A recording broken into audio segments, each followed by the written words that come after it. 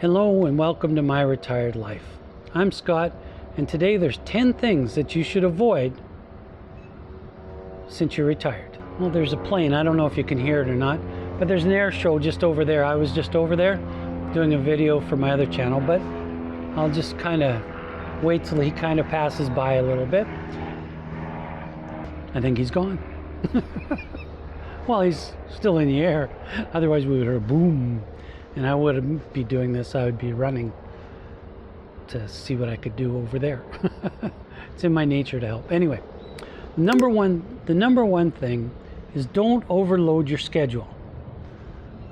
What do I mean by that?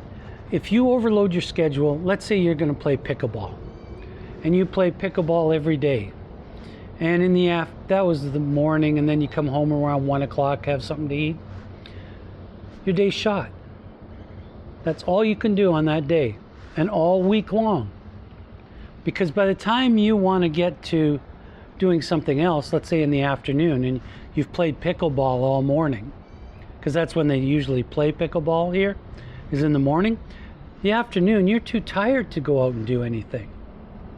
So if you overload that schedule and then say, okay, this afternoon I'm going to go to a party, pool to the next day, your day, you're beat. You're just beat. You'll need time to recoup. Number 2, don't avoid your health. You have to stay on top of your health because it changes like that. You could catch a cold, you could catch flu, you could catch anything. You could get cancer. Again, another reason to retire early, because you never know your end date, right? But you've got to stay in good health to make those years last longer. I retired at 55. I turned 66 on Thursday this week, and I'm in pretty good health. I can continue on doing what I'm doing. I haven't slowed down that much, but I pace myself a little different than when I was 30 years old. Number three.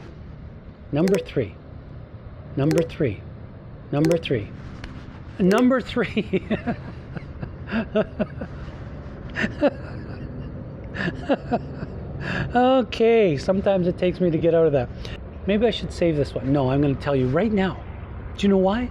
Because you are my favorite people in the world right now watching this video. Number 3, do not live beyond your means. Don't rack up debt. That's what it translates to. If you start racking up debt, your other things go down. Your other experiences. You won't be able to go out and eat. You won't be able to play golf that week.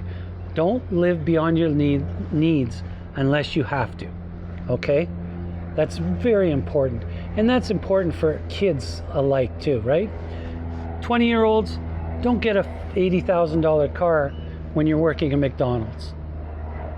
Because you're going to be living in mom's basement till you're 40, and mom probably won't like that. I know dad won't. Number 4, and it kind of relates to overpacking your schedule. Don't overpack projects. One project at a time. If you start overdoing projects, it's kind of like YouTube for me. Because I have another channel, I want to do that, like I just did the air show, and then I got to do this channel, and it becomes overwhelming and you don't know where to start. So take on a project, maybe 2, and maybe an indoor project and an outdoor project. If it's raining or snowing or bad weather, do the indoor project. If it's snowing and it's not snowing and it's beautiful outside, do the outdoor project. See what I mean? But balance it, but don't overwhelm yourself. You'll get all stressed about it, and stress when you're old, not a good thing. Number 5, don't skip travel opportunities. If they present themselves, go for it. If that's what you're into, is travel. I like to travel. I like events. I like going to museums. I like going to car shows. I like going to airport shows. I like going to the theater. I like doing a variety of things. So when it presents yourself to travel, like next week for my birthday, I have friends from England flying in, and I'm so stoked about it. We've planned a whole 2 weeks for them, and part of it's, they don't know it yet, but they're going to Palm Springs at a mineral springs resort. We're taking them to California. Now this is something that I love to do, and I'll make a vlog about it on my other channel. But right now, it's just, I'm not missing that opportunity. And we're going to events, and we're going to do things that they don't have in England, but they have here in Arizona. So don't neglect it. If you neglect opportunities, whether it's a travel event or an event like going to a show or a concert, which we're going to be doing, don't neglect it. Get excited about it. I'm so stoked for the next 2 weeks. I know when it's done, I'm going to be tired as beep, but I'm going to be thrilled to death to have these memories and to do it with from good friends of ours. Number 6, quit hoarding. Downsize a little bit. Get rid of your junk that you're not going to use. Oh, I'm going to use that 3 years from now. You might not ever use that. Downsize, get organized.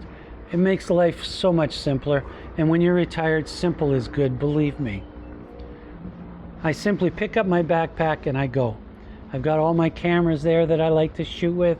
I've got all my ID. I've got water bottle there. I'm set for the day. I can go out of whim. Just grab my knapsack. I've had a big knapsack. Now I've got a little knapsack, but I still pack it pretty good. But don't get rid of the junk. Number 7, you can avoid trying to climb a ladder at the company. Although that's something I never did. I never climbed a ladder because I liked what I was doing, so I stayed there. I was asked to move up the ranks, and I refused to. I didn't have to. The money isn't what it was about for me. If you love your job, you're not working, right? And as long as management stayed out of my hair, I was thrilled as a peach. Never heard that saying before, but whatever. Anyway, you're not climbing the corporate ladder, so you don't have to worry about that. So even just let it off your shoulder. Don't even think about it anymore. Number 8, don't avoid your social connections. Stay connected to people. Phone a friend. You're on to be a millionaire. I got one lifeline left. I'm going to phone a friend or a family member. Don't avoid doing that. Keep doing that. Don't isolate yourself. It's good for your mental ability to talk to somebody, just to reflect even. Phone somebody up that you haven't talked to in a while. And just say, hey, I was thinking about you. How you doing? And you'll be surprised how long that conversation will last, especially if you haven't talked to them for a while. You'll talk about everything. Everything. So don't avoid social connections. Number 9. And this one can go both ways. Don't wake up at dawn or pre-dawn if you don't have to. There's a quote to that, unless you want to. Unless that's the lifestyle you chose. You get up early, read the newspaper, have coffee, and then start your day. That's fine. For me, I don't set an alarm. I get up when I get up. Usually around 7:30, the dogs come, jump on the bed and lick me on the nose saying it's time to get up. So it's really not up to me when I get up. But I don't have an alarm unless I'm going somewhere. If I'm going golfing somewhere and it's going to take me 2 hours to get somewhere, I set an alarm so I allow for the time. But for the most part, forget about the alarms. It's just another stressful thing. You don't have to get up too early if you don't want to. And number 10, the final one, don't overplan your day. Don't overplan it. One thing, maybe 2 things a day is enough. For me, today I took the dogs out for a walk, I went to the air show, and now I'm doing this video. You see how my day's gone. Now when I get home, I'll probably take the dogs for a walk, which is no big deal because that's good exercise for me, right? No problem with that. Do the exercise. But tomorrow I'm going to just sit down and edit videos. I'll take the dogs for a walk, but I'm not going to overpack the next day. I'm not going to burn myself out. Don't burn yourself out. So that was the 10 tips that you want to avoid doing. Don't forget to like and subscribe and comment. Please comment. I read all the comments. They're getting a little bit excessive now as I'm up to close to 5,000 subscribers. Thank you everybody for joining me. And if I don't answer a typed answer, if you see a heart by your comment, it means I did look at it and I did read it. But I still want to try and connect with all of you and do all the comment things, because you're the ones that made this channel. I just sit here in front of the camera and look pretty. Not. So you might want to check out this video that YouTube is telling you watch, or this one over here, which is the latest video, my last video. And I really appreciate you guys. Thank you. And let's call this one done.